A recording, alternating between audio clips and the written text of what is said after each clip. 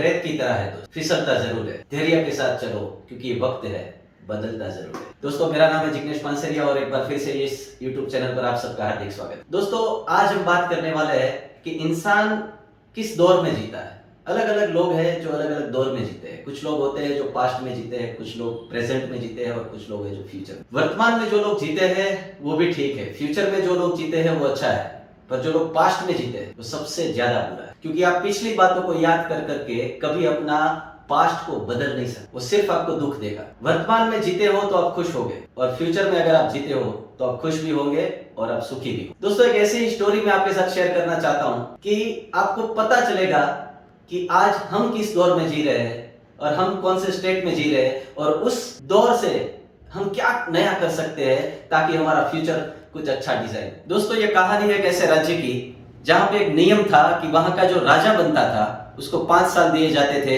राजगद्दी, और जैसे ही उनके 5 साल खत्म होते थे, गांव वाले उसको मान सम्मान सहित उसको एक जंगल में दूर छोड़ के आते थे।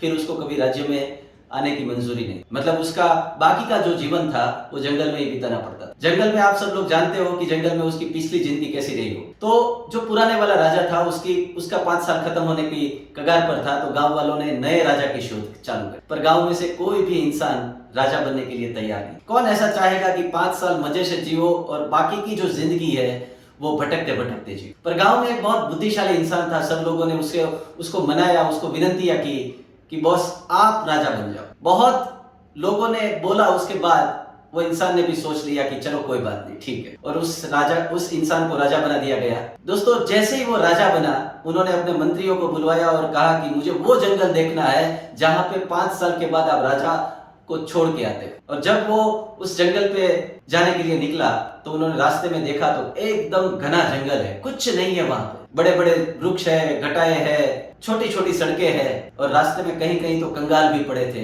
पुराने राजाओं, जो भूख के मारे वहां पे दम तोड़ चुके थे। कई सारे राजाओं को शिकारी कुत्तों ने या शिकारी जानवरों ने नोच के खाया था। ये सारी चीजें उन्होंने देखी और सारा मुआयना करके वापस अपने राज्य में आ गया। उन्होंने अपने दिमाग में सोच लिया कि मेरे पास 5 साल है, ये 5 साल तक तो मैं राजा हूं, पर 5 साल के बाद भी मैं राजा रहना चाहता हूं। तो उन्होंने अभी से प्लानिंग शुरू कर दिया।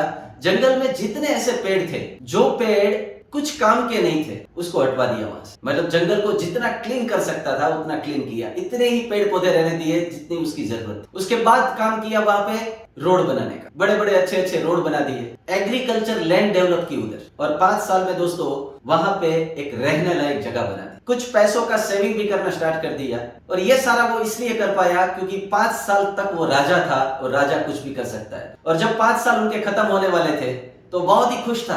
उन्होंने अपने मंत्रियों को बोला कि चलो मेरे 5 साल तो खत्म हो गए, आप मुझे कब छोड़ के आने वाले हो जंगल में। तो मंत्रियों भी सोच में पड़ गए कि अब तक जितने भी राजा थे ना, वो जैसे ही 5 साल खत्म होने आते थे दुखी हो जाते थे। ये पहला ऐसा राजा है जो आज खुश हो रहा है जंगल में जाने के, और ढोल नगारे के साथ लोगों ने उसको जंगल में विदा किया, और धीरे धीरे धीरे धीरे जंगल में उन्होंने अपना एक साम्राज्य स्थापित किया, क्योंकि उसको रहने लायक बना दिया। धीरे धीरे गांव के जो लोग थे ना वो भी उधर रहने को चले गए, और वहां पे धीरे धीरे करके कस्बा बन गया। तो दोस्तों, ये कहानी हमें ये सीख देती है कि आज हम अपनी जिंदगी के राजा है।